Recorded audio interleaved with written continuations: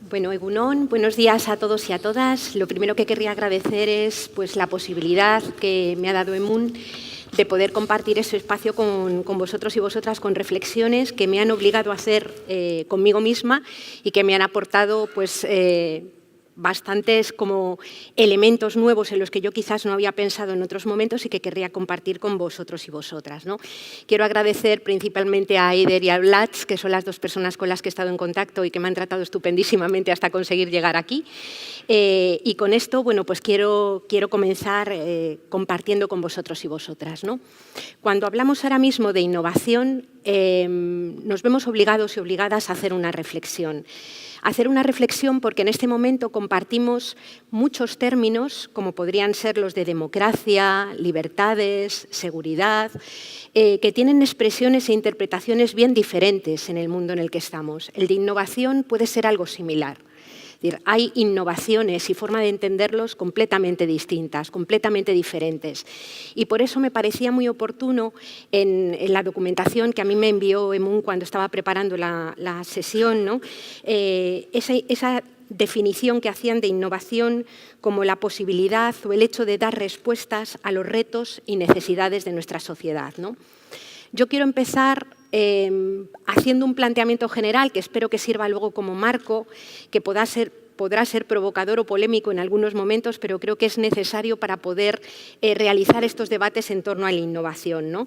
Y quiero empezar planteando cuáles son los grandes retos que tenemos en este momento a nivel social, cuáles son los grandes problemas que tenemos como sociedades y a los que tenemos que responder y de forma además más intensa en las entidades cooperativas o las entidades de la economía social, ¿no? Bueno, pues en primer lugar, y voy a empezar siendo un poco provocadora, vivimos un momento en el que podría decirse que la política, la economía y la cultura hegemónica le han declarado la guerra a la vida. Es decir, es un momento en el que una buena parte de las construcciones que estamos haciendo de forma hegemónica, sobre todo dentro de las sociedades occidentales, sobre todo dentro de los países que se autodenominan ricos, en realidad en muchas ocasiones puramente enriquecidos, estamos desarrollando una forma de entender la economía sobre todo, pero también la política y a veces la cultura, que se contrapone con las bases materiales que permiten sostener la vida.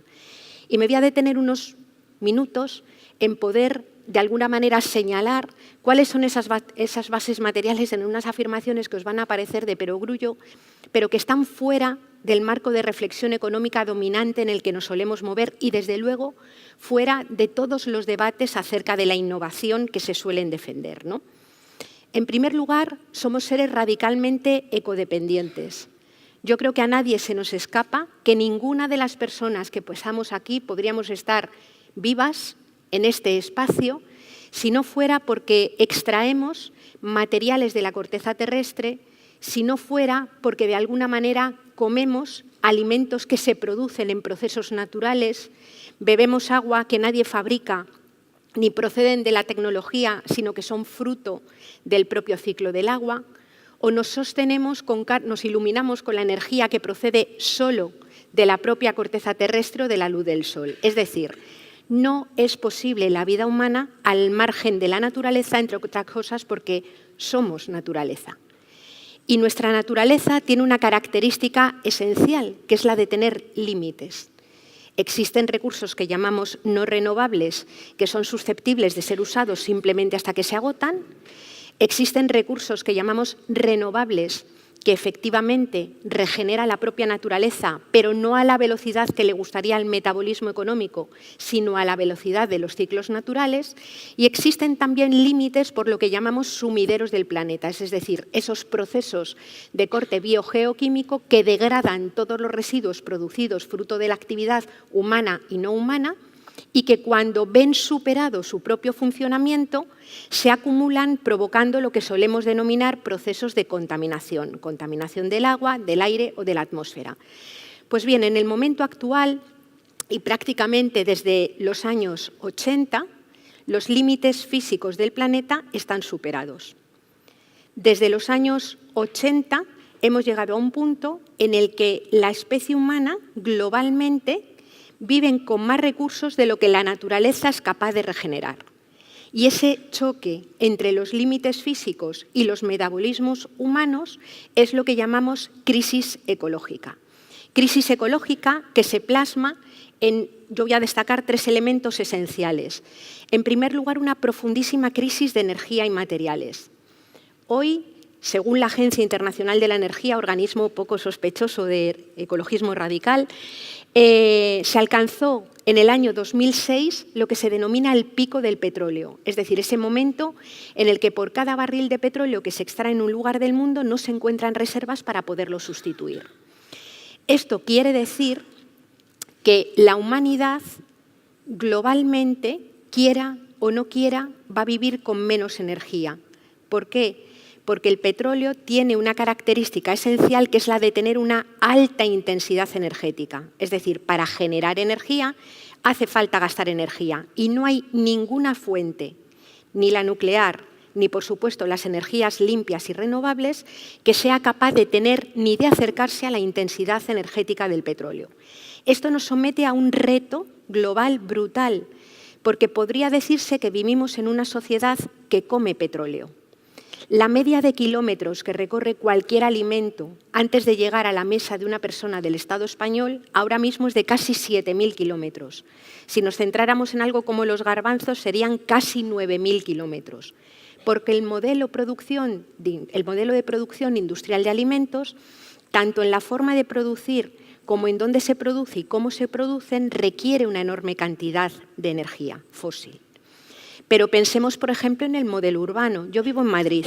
Madrid es un mamotreto de ciudad cuya área de influencia urbana coge varias provincias de alrededor. Todos los días va y viene gente a trabajar desde ellas.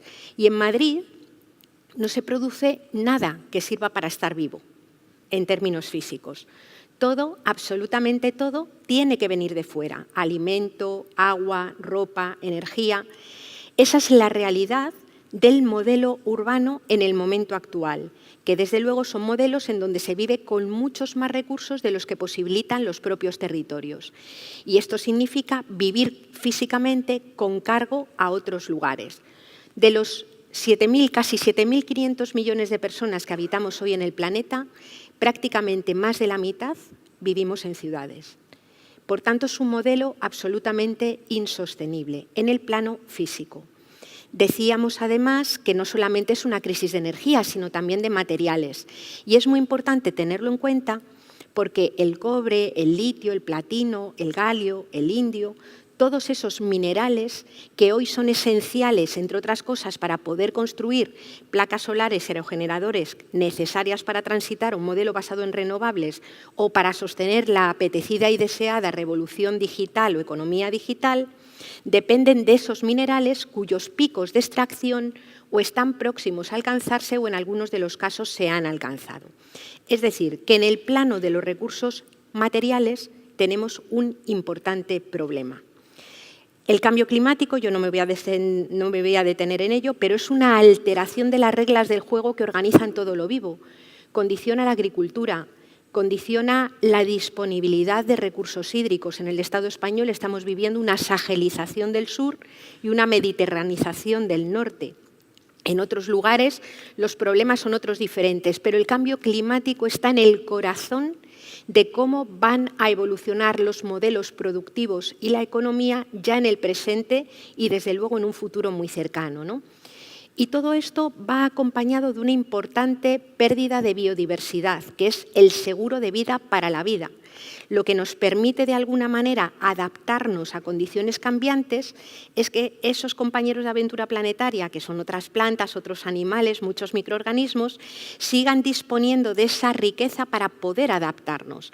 Esa pérdida de biodiversidad, a mí me gusta muchísimo el trabajo que hace Emun en el sentido de conservar, proteger y defender la lengua, porque habitualmente las pérdidas de biodiversidad van muy acompañadas también de las pérdidas de ideodiversidad. No es casualidad que sean las franjas intertropicales del planeta donde más biodiversidad natural existe y a la vez más diversidad de lenguas habladas.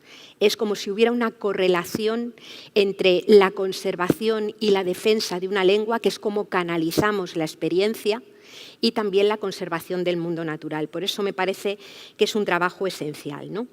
Bueno, esta situación material, que en realidad, mirad la situación material que tiene nuestro planeta, yo siempre digo que es como hacer un pequeño ejercicio de amargura, que sin embargo hay que hacer si queremos ser conscientes de que nos encontramos como en un pozo, condición previa para poder salir de él, ¿no? Para poder darle la vuelta. Pero decíamos que las bases materiales eran dos. No solamente somos ecodependientes y habitamos un planeta que tiene límites físicos, sino que somos seres radicalmente interdependientes.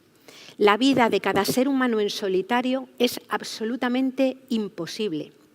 De primeras, alguien nos tiene que haber parido para estar aquí, pero luego a lo largo de toda la vida y sobre todo en algunos momentos del ciclo vital, hay otras personas que se ocupan de la atención de algo tan material como el cuerpo finito, vulnerable, en el que vivimos todas y todos encarnados.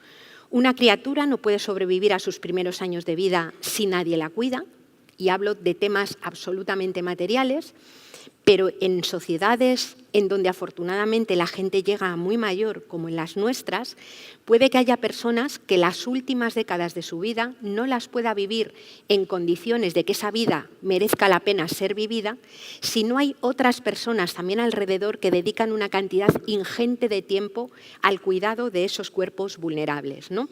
Hablamos de las personas mayores que no se pueden ni levantar, ni acostar, ni salir a la calle, ni asearse, ni comer por ellas mismas si no hay personas de otras generaciones alrededor que las cuidan. Hablamos de las personas que tienen diversidad funcional y necesitarán ese acompañamiento prácticamente a lo largo de toda la vida para poder vivir vidas decentes. Hablamos de cualquiera de nosotras en momentos de enfermedad. ¿Qué quiere decir esto? Pues que a lo largo de toda la vida, pero especialmente en algunos momentos del ciclo vital, cada vida humana independiente es inviable si no hay otras personas alrededor que se ocupan del cuidado de los cuerpos vulnerables. Y en sociedades que tienen la organización social de las nuestras, quienes mayoritariamente se han ocupado del cuidado de los cuerpos vulnerables han sido mujeres. No porque estemos mejor dotadas genéticamente para cuidar de la vida, sino porque vivimos en sociedades de corte patriarcal, en donde existe una determinada división sexual del trabajo que hace que a través de los procedimientos y de los procesos de socialización, del sentimiento del deber o del miedo, en algunos casos, para algunas personas que habitan el lugar más peligroso para ellas, que puede ser en ocasiones su propio hogar, se ocupan de esos trabajos de cuidados, ¿no? Bueno, pues ese trabajo de cuidados, ese trabajo de reproducción social que es imprescindible para que exista cotidianamente la vida, también queda fuera de nuestros marcos económicos con mucha frecuencia y de nuestros marcos políticos. Por eso, dentro del ámbito empresarial, se ha tenido que empezar a hablar de conciliación o de corresponsabilidad porque había que gestionar una especie de anomalía y era que acudiera gente a un puesto de trabajo que además tuviera otras obligaciones en los espacios exteriores, ¿no? Tenemos una crisis ecológica, pero también tenemos una profunda crisis de cuidados o una crisis de reproducción social. En nuestros modelos sociales, las mujeres en nuestros marcos culturales y en nuestras economías de los países desarrollados, las mujeres hemos protagonizado una especie de revolución con todo el derecho del mundo, que ha sido el de salir al único espacio que te reconoce derechos económicos y sociales plenos, que es el del empleo. Pero mientras nosotras hemos salido mayoritariamente al marco del empleo, a pesar de techos de cristal, desigualdades y tal, los hombres no han hecho mayoritariamente el camino inverso, el de entrar en los hogares para ocuparse de forma corresponsable y equitativa de esas tareas. Eso ha hecho que se produzca una importante tensión que se llama crisis de cuidados dentro de la sociología feminista y que de alguna manera lo que hace es marcar el hecho de que haya menos tiempo para cuidar cuando precisamente hace falta más tiempo para el trabajo de cuidados, porque hay mucha más población envejecida, porque los modelos urbanos han alejado enormemente los lugares en los que se dan las diferentes dimensiones de la vida humana, porque incluso el espacio urbano a veces se convierte o se enuncia como peligroso y hasta niños y niñas necesitan más tiempo de supervisión del juego, es decir, se hace complicado. Esa tensión, ¿cómo se ha intentado resolver? Por dos vías principales. La una es lo que se llama transferencia generacional de cuidados, que es la aparición con ese nombre pomposo de todo el fenómeno de las abuelas esclavas, es decir, abuelas que dedican una cantidad importante de tiempo a la atención de las criaturas, ¿no? Y liberan de parte de esos trabajos a sus hijas. Y por otro lado, un segundo mecanismo que es un mecanismo de mercado, es decir, hay algunas mujeres algunas familias que pueden contratar a otras mujeres para que hagan parte de esos trabajos. En trabajos de los peor valorados, menos visibilizados y peor remunerados del mercado laboral, ¿no? Si ahora mismo pusiéramos un mapa del Estado español, por ejemplo, ahí, y pintáramos las curvas, las zonas de procedencia de las mujeres que hoy están cuidando a las personas más vulnerables, nos daríamos cuenta de que vienen de los mismos lugares que las materias primas que sostienen nuestros modelos económicos. Es decir, que en términos de codependencia y en términos de interdependencia hemos creado unas culturas, unas economías y unos metabolismos que algunas personas como Santiago Albarrico denominan caníbales, porque solamente pueden ser sostenidos en la medida en la que se extraigan materiales, energía y se consiga trabajo de otros lugares, donde esas mismas tareas de cuidado quedan desatendidas y otras mujeres, normalmente del vecindario o de la familia, las desatienden, manteniendo unas cadenas transnacionales de cuidados que están mayoritariamente feminizadas, ¿no? ¿Por qué planteo esto? Pues porque nuestras sociedades tienen una importante crisis ecológica y tienen una importante crisis de reproducción social que tiene que ser atendida. Y desde mi punto de vista no hay innovación que responda a los retos sociales que no se haga cargo de esa profunda crisis económica y de esa profunda crisis social. Porque de alguna manera, la crisis ecológica y la crisis de cuidados están debajo y sosteniendo todo un marco que ha generado unas enormes desigualdades. Si miramos en términos planetarios, vemos que las desigualdades se plasman en esas relaciones de lo que llamamos norte global y sur global. Hay un indicador que yo creo que nos viene muy bien en el marco de la economía social, que es la huella ecológica. La huella ecológica traduce a unidades de superficie de tierra la cantidad de territorio que hace falta para sostener las necesidades materiales, pues, de un país, de una ciudad o de una persona. Si toda la población del planeta viviera ahora como la media de una persona del Estado español, viviera materialmente, me refiero a uso de energía, materiales, consumo de cosas, de alimentos, nos harían falta aproximadamente 3 planetas. Como la media de una persona de Estados Unidos, 5. Como la media de una persona de Kuwait, 12. Como la media de una persona noruega, 4. Y tenemos uno y en las condiciones que señalaba antes.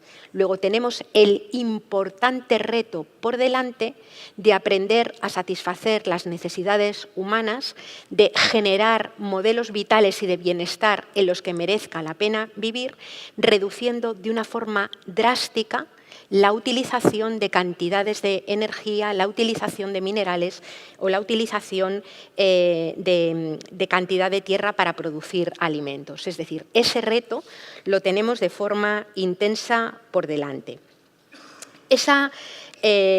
Cuando analizamos un poco de dónde vienen los elementos centrales que de alguna manera justifican o explican por qué hemos llegado a esta situación, es decir, ¿cómo es posible que hayamos llegado a un modelo que le declara la guerra a la vida en una sociedad que se autodenomina sociedad del conocimiento y donde además es cierto que sabemos más sobre los ecosistemas, sobre la economía y sobre la sociedad que nunca?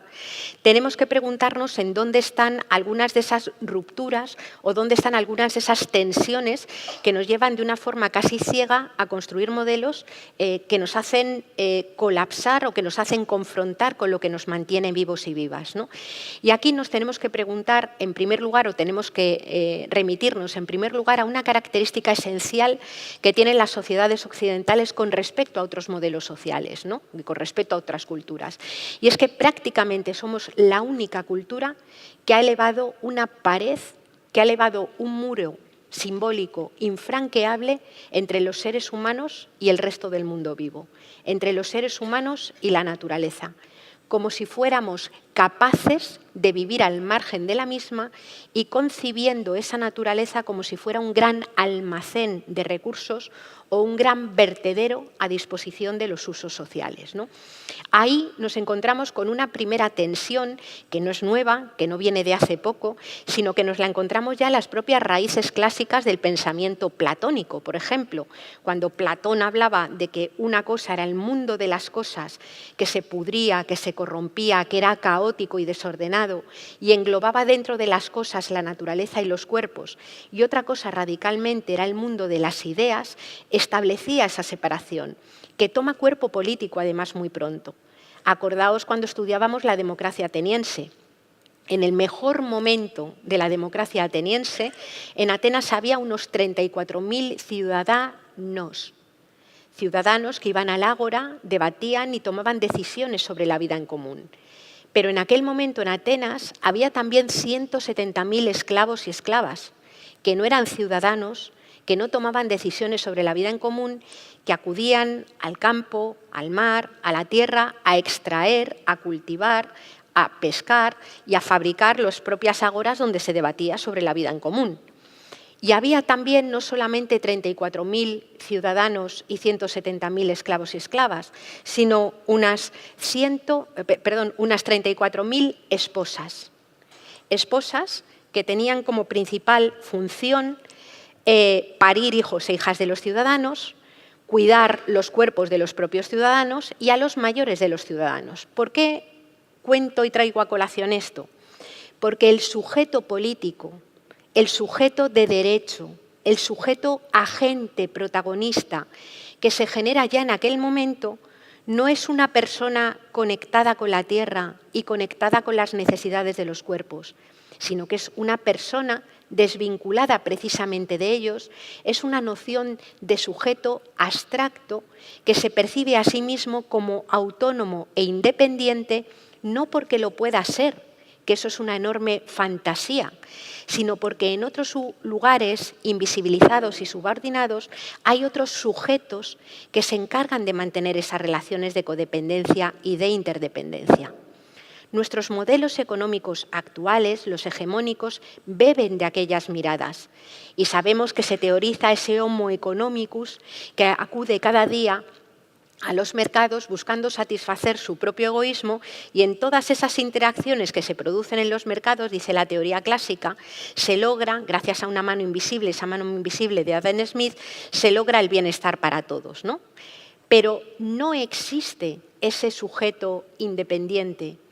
Para que pueda haber una persona que trabaje, entendiendo trabajo solo como el empleo, tiene que haber muchas otras que hacen fuera del marco de las cuentas económicas importantes aportaciones que no son reconocidas como trabajo. Una persona de las que denominamos ama de casa, que está disponible 7 días a la semana, 24 horas al día y 365 días al año, ni es considerada población activa, ni su trabajo es considerado trabajo. Se le llama sus labores, porque son de ellas. No es considerado trabajo, pero sin embargo no se puede dejar de hacer si queremos que exista economía, porque en ese espacio se fabrica una materia prima esencial que es la mano de obra, que no podría ser de ninguna manera regenerada por la vía o por las relaciones económicas al uso, ¿no? El propio concepto de producción, ¿a qué le llamamos hoy producir en nuestro marco económico? Le llamamos producir a toda aquella actividad que se hace en la esfera mercantil que de alguna manera incrementa los agregados monetarios o incrementa el crecimiento de la economía medida exclusivamente en términos monetarios. La economía social y el cooperativismo ha hecho importantes avances hablando también de balances sociales y de otro tipo de rentabilidades que no son solamente las estrictamente monetarias.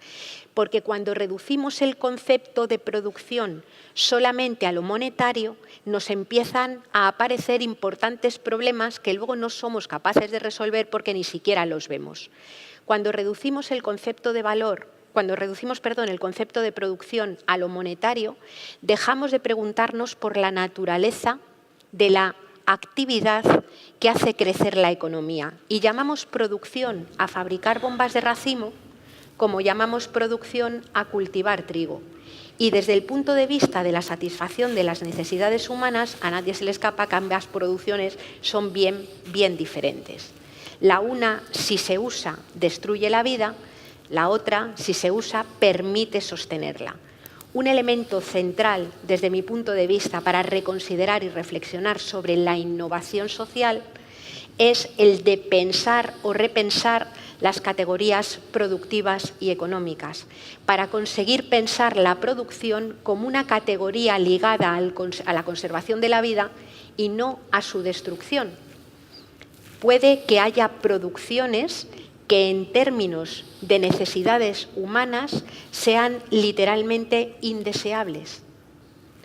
Por tanto, hacerse desde el punto de vista económico 3 preguntas sobre, por ejemplo, cuáles son las necesidades que hay que satisfacer. Porque los mercados convencionales no hablan de necesidades, hablan de demandas. Demanda quien es solvente para demandar, pero necesidades tenemos todos y todas. La segunda pregunta sería entonces, ¿qué es lo que hace falta producir? Y por último, ¿cuáles son entonces los trabajos y sectores socialmente necesarios?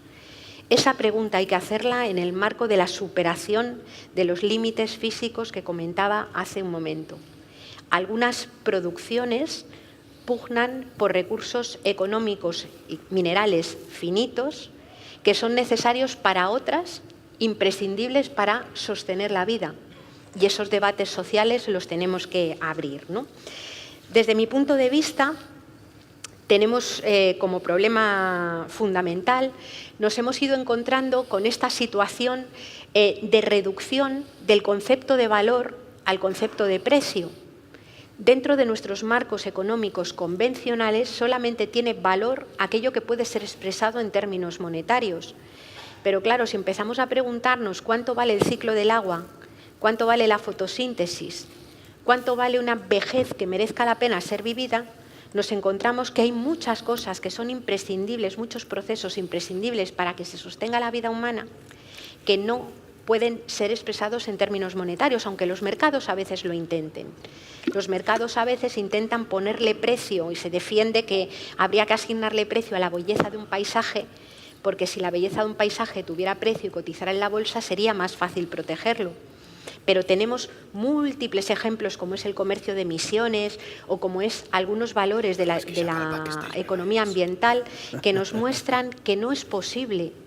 Es posible ponerle precio a todo, es posible asignarle una magnitud a todo, pero la trampa está en que si se destruye eso vivo, con dinero, restituyendo el valor económico que yo he dicho que tiene, no lo puedo reparar. En la naturaleza hay procesos radicalmente irreversibles. Imaginemos que le ponemos precio a la capa de ozono y que calculamos un sistema de multas de tal manera que aquellas industrias que de alguna manera deterioren la capa de ozono con su proceso de contaminación pague esas multas. Que eso es hacer un ejercicio de política ficción tremendo, ¿no? Imaginemos que las pagan. El problema es que una vez deteriorada, aunque yo sume esas cantidades de dinero y las multiplique por 10, no lo reparo. Y nosotros y nosotras no necesitamos la cotización del valor de la capa de ozono en bolsa. Necesitamos que nos proteja de los rayos dañinos del sol. Eso sucede con un montón de procesos ecosistémicos que una vez deteriorado es absolutamente imposible volverlos a recomponer. Por tanto, el alimentar o el establecer categorías económicas que no tengan el sistema de medida exclusivamente centrado en la vara de medir del dinero, sino que se muevan también con otros sistemas de indicadores que aportan desde miradas críticas de la economía, otros indicadores que nos permitan valorar rentabilidades sociales y la relación con la naturaleza, es esencial para poder innovar. Innovar en el sentido de resolver los propios retos que se producen en el momento actual, ¿no? Es decir, la crisis del estado de bienestar que estamos sufriendo en este momento no puede ser resuelta si no miramos estas cosas. La economía lleva en un proceso de lo que llaman los economistas de estancamiento secular desde los años 80. Esto quiere decir que a la economía convencional le está costando crecer con cargo a la economía real. Se está produciendo un proceso de crecimiento con cargo a la economía financiera y a procesos especulativos que inflan grandes burbujas que se van pinchando de forma cada vez más rápida y que hacen desaparecer la falsa riqueza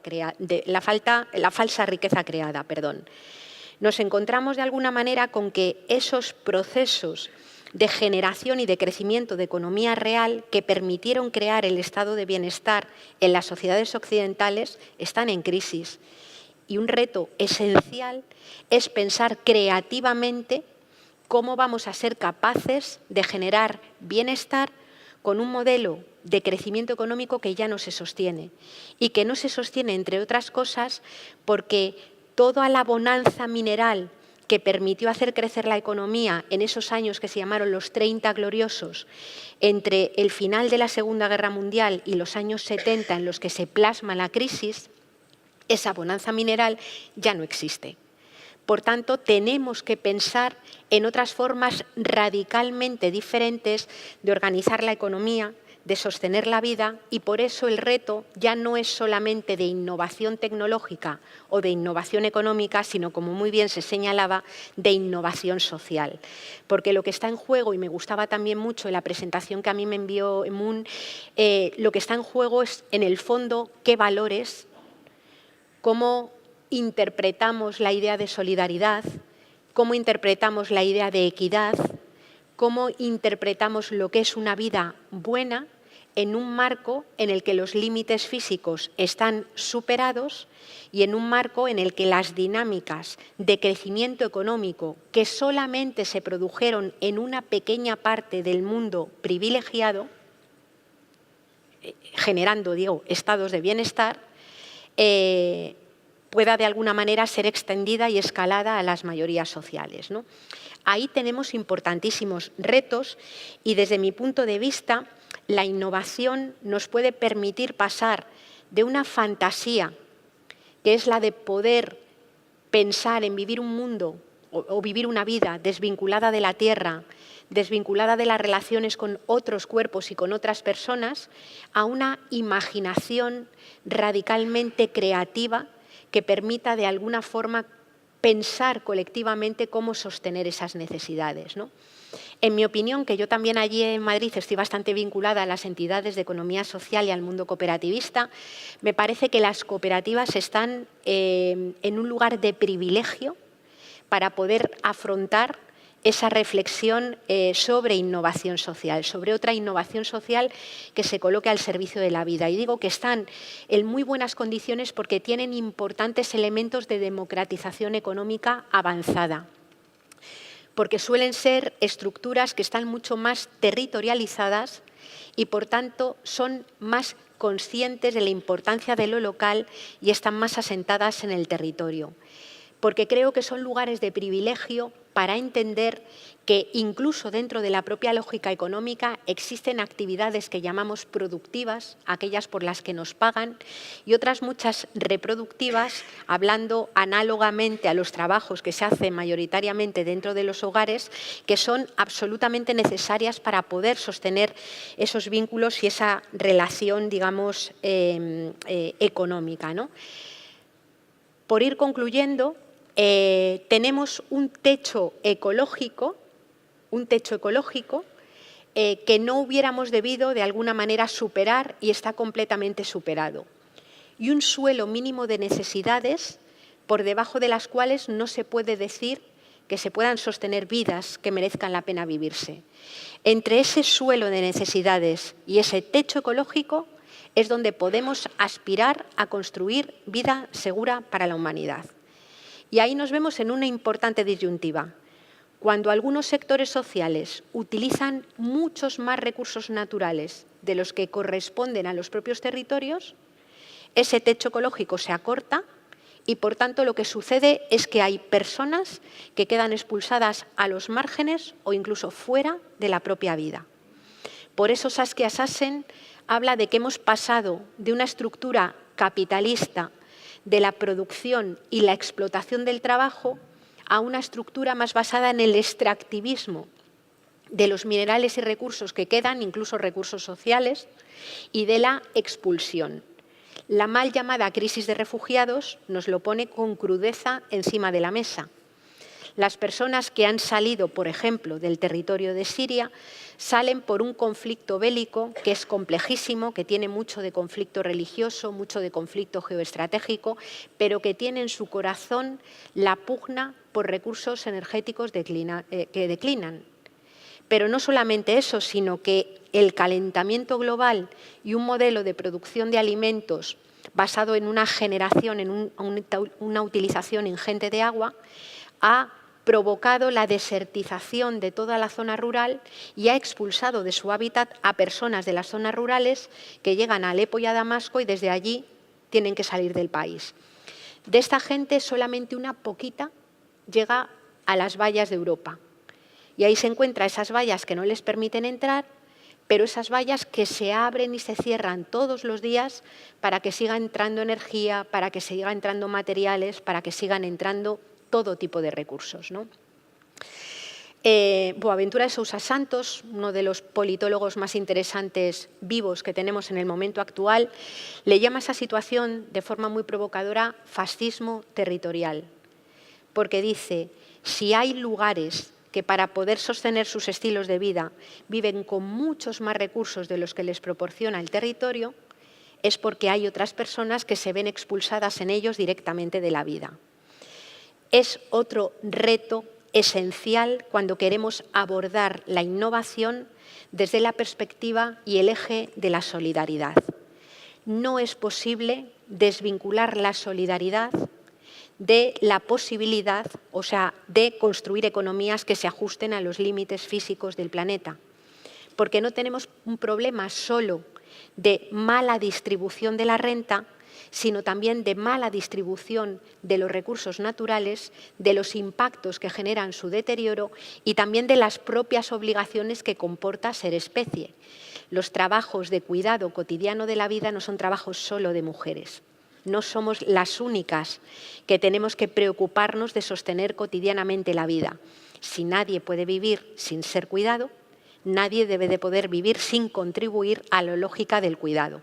Y las empresas, nuestras empresas, las empresas de la economía social y solidaria, también tienen que hacerse cargo de esa parte de trabajo que usan y que sirve para el funcionamiento de la propia dinámica empresarial, ¿no?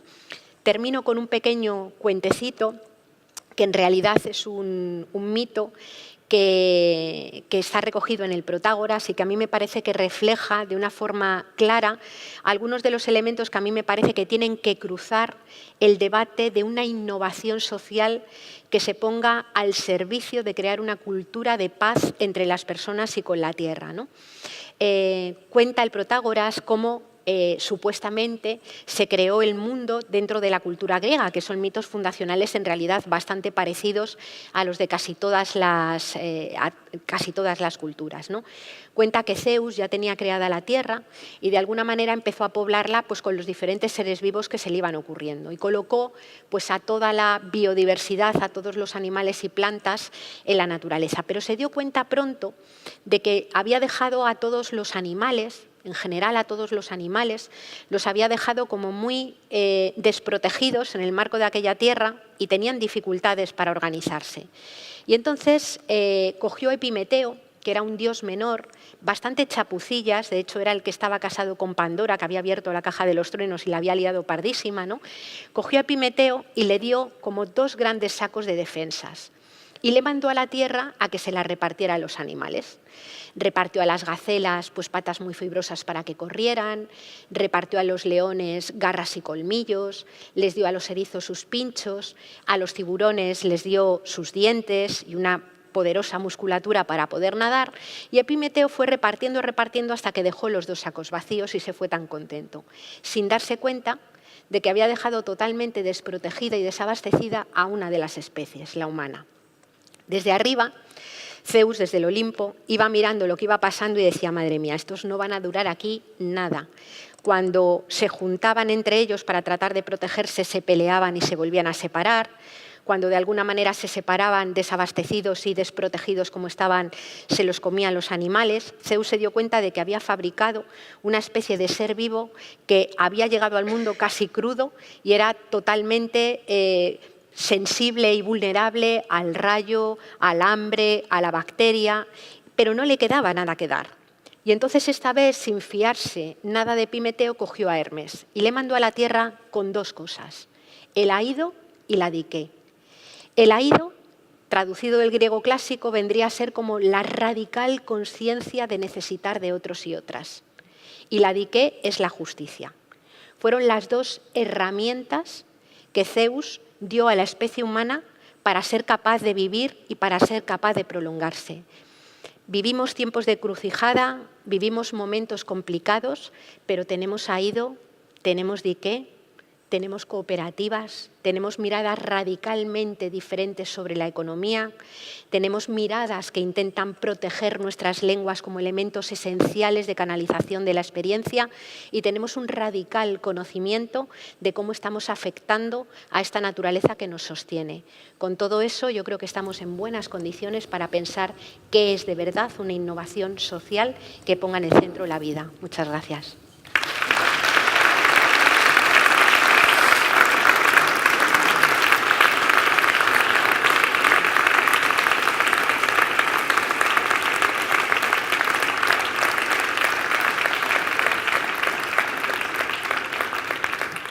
Eskerrik asko, Jaio, benetan. Bikaina izan da, zure izjarduna. Galderen tarte bat izango dela, orain lankideak pasako dira zuek idatzi dituzuena jasotzera bien bitartean. Geuk egingo diogu lehenengo galdera. Nola ikusten duzu Euskal Herria, Jaio? Epe labur ertainean zeintzuk izan beharko lirateke gure lehentasunak. Te traduzco. ¿Cómo nos ves en Euskal Herria en este ámbito? ¿Cuáles serían las prioridades a un corto o medio plazo? Hace poquito tuve la suerte de que me invitaran a participar en la ponencia de autogobierno del Gobierno vasco, ¿no? Y era muy interesante el debate porque la pregunta era un poco cómo pensar principios constituyentes que permitan a las sociedades autogobernarse, ¿no?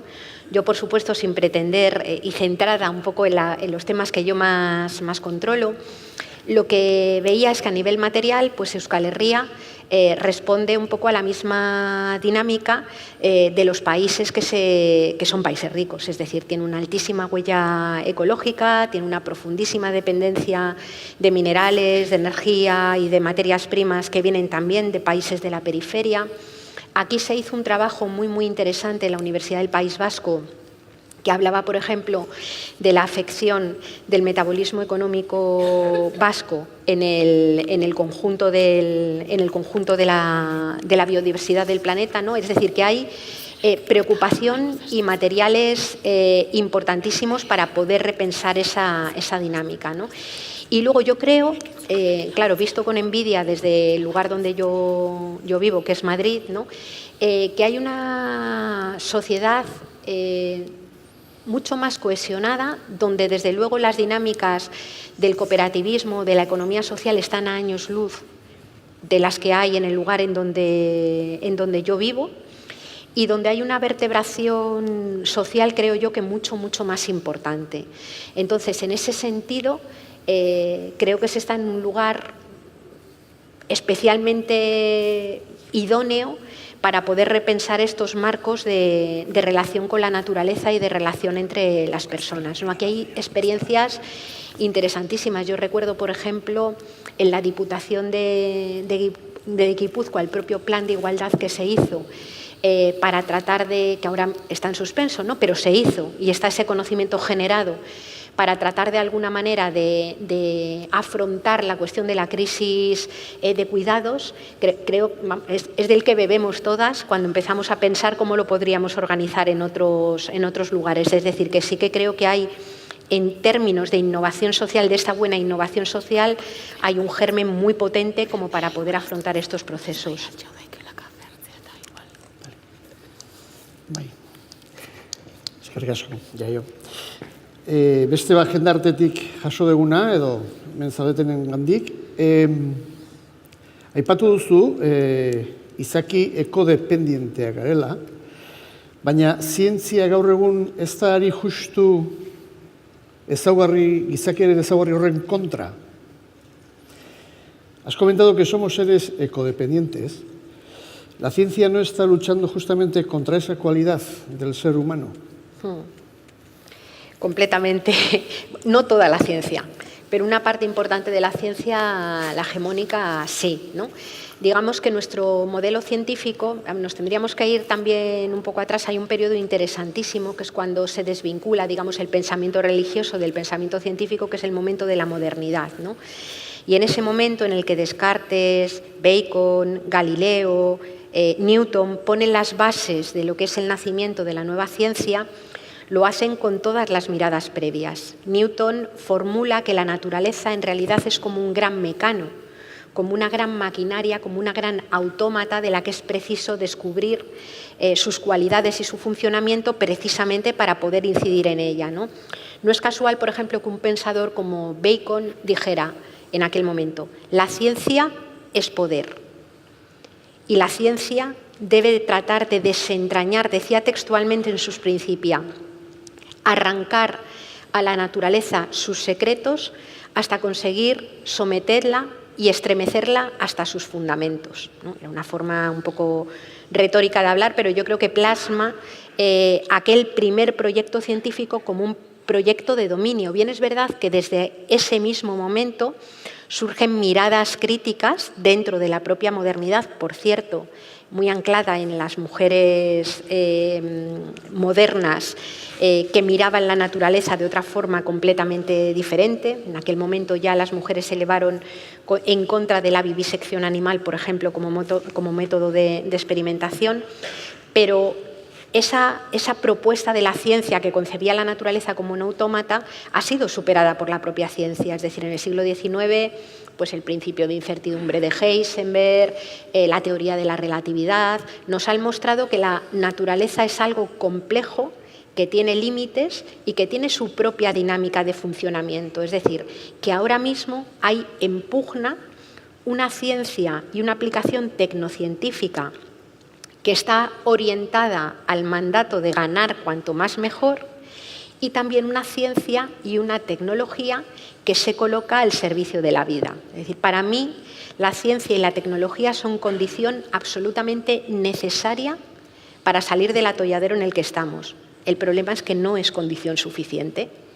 Tenemos problemas de redistribución, tenemos problemas de valores, tenemos problemas de imaginarios y necesitamos marcos estructurales, económicos y políticos diferentes y una ciencia que se ponga al servicio de ese sostenimiento de la vida. Oso ondo, Jaio. Azkeneko galdera bat. Hausnartu alduzu munduaren metabolismo linguistikoari buruz. Non kokatzen duzu euskara bezalako hizkuntza bat metabolismo linguistiko horretan? Zein berrikuntza ildo jarraitu ditzake euskara bezalako hizkuntz txiki batek? Bueno, 3 galdera batean. 3 preguntas en una. ¿Has reflexionado en torno al metabolismo lingüístico del mundo? Pregunta. ¿Has reflexionado en torno al metabolismo lingüístico del mundo? ¿Dónde ubicas el euskera en ese metabolismo lingüístico? ¿Y qué líneas de innovación puede seguir una lengua minorizada como el euskera? A ver, yo no tengo un trabajo desarrollado amplio sobre metabolismos lingüísticos y la lengua. Así que en antropología, todo el asunto de la antropología lingüística es un elemento central que se trabaja, ¿no? Digamos que la lengua, la capacidad de hablar, es realmente lo que nos distingue del resto de las especies animales. Nuestra capacidad de hablar, nuestra capacidad de comunicarnos con otras personas, nuestra capacidad para de alguna manera articular, expresar ideas complejas a través de la lengua, es, desde muchos puntos de vista y desde lo que sostienen muchísimas personas, lo que nos conforma como verdaderamente humanos. Es decir, y lo que dentro de nuestra radical vulnerabilidad nos permite de alguna manera construir puentes y construir esas dinámicas de interdependencia que son físicas, pero que son obviamente también construidas simbólicamente, ¿no? La lengua es un depósito de conocimiento y de memoria tremenda en todas las culturas. Es decir, a través de la lengua es como podemos canalizar la experiencia. No es casual que los inuit, los esquimales, mal llamados esquimales, que a ellos no les gusta nada, que los inuit manejen, para describir el blanco, manejen multitud de términos, porque en un mundo en el que todo es blanco, distinguir los tipos de blanco es crucial para poder sobrevivir y para poder sostener la vida cotidianamente, ¿no?